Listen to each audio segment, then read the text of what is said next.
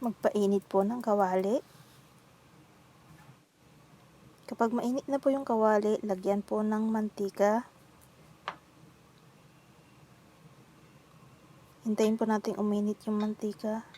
Kapag mainit na po yung mantika, ilalagay na po natin yung ating ginger. Mix lang po. Antayin lumabas yung amoy ng ginger. Pag okay na po, ilagay na po natin yung ating garlic. And then, halu-haluin lang po hanggang lumabas yung aroma ng ginger at saka garlic. Kapag okay na po, ilalagay na po natin yung ating pork. Ayan. So, i-mix lang po natin. Antayin natin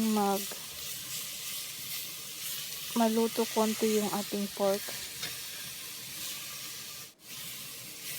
Yung matanggal yung mga red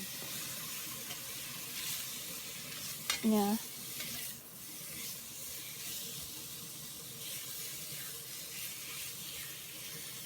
Kapag okay na po yan, ilalagay na po natin yung ating star anise saka peppercorns. So, ayan po. Lalagay ko na po siya. And then, i-mix lang po ulit. Hanggang mag-blend yung mga aroma ng mga sangkap. And then, pag okay na po, ilalagay na po natin yung ating sauce. And then, dagdagan po natin ng tubig. Tapos, tatakpan po natin siya. And then, hintayin natin pong kumulo. Kapag kumulo na po siya, ayan, i-mix lang po. And then, ilalagay po natin yung ating rock sugar.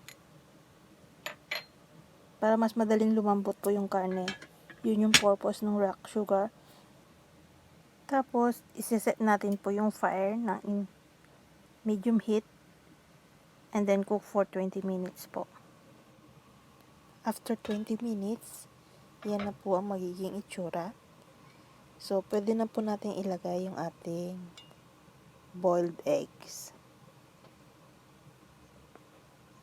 Yung boiled eggs po, depende po yun kung gaano kayo karami sa bahay.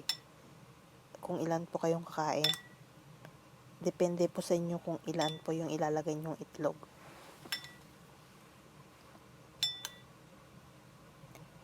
After nyo pong mailagay lahat yung itlog, i-mix nyo po siya para magkaroon ng kulay po yung itlog.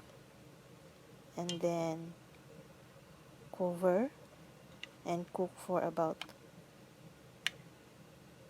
5 minutes.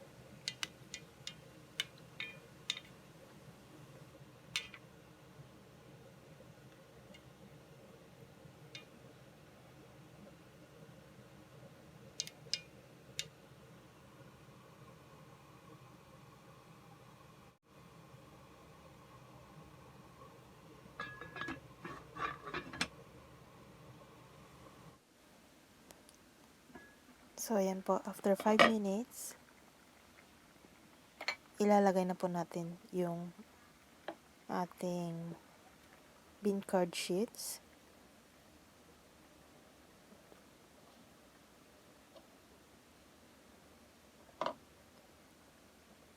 at saka yung tofu.